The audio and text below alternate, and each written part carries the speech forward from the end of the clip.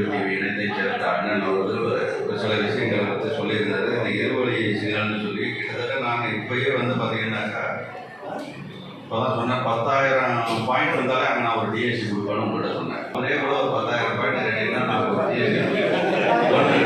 ரெண்டாவது நாங்கள் இப்போ வந்து ஐபி கொண்டு போயிட்டோம். அவர் இன்னும் டிவி இன்னும் போட்டு பார்க்கலங்கிறாங்க. சரி பாக்ஸ் இப்போ தான் எடுத்து வந்துருக்காரு. எடுத்துட்டு போன பிறகு என்ன ஃபோனில் பேசுவார் வந்துங்க நிறைய குறையெல்லாம். ரெண்டாவது மூணாவது பிஎல்சி கேட்டாரு. பிஎல்சி அண்ணன் எவ்வளோ கொடுத்துருக்கோங்கிற விளக்கத்தை அவர் வாயில சொன்னாரு, நீங்கள் தெரிஞ்சுக்கிட்டீங்க.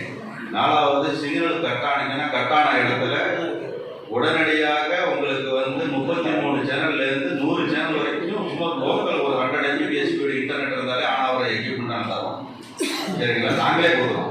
அது போக டிரான்ஸ்மிட் ஃபைபர் மூலியமாகவும் ஒரு லைன் கொடுக்கறதுக்கு அதுக்கு உண்டான வேலையை பார்த்துட்டு இருக்கிறோம். அது ஏன்னா அவங்க வந்து அந்த ஃபைபர் அடிச்சு எல்லா இடத்துலையும் முடியல வேணும், அது உங்களுக்கு தெரியுது.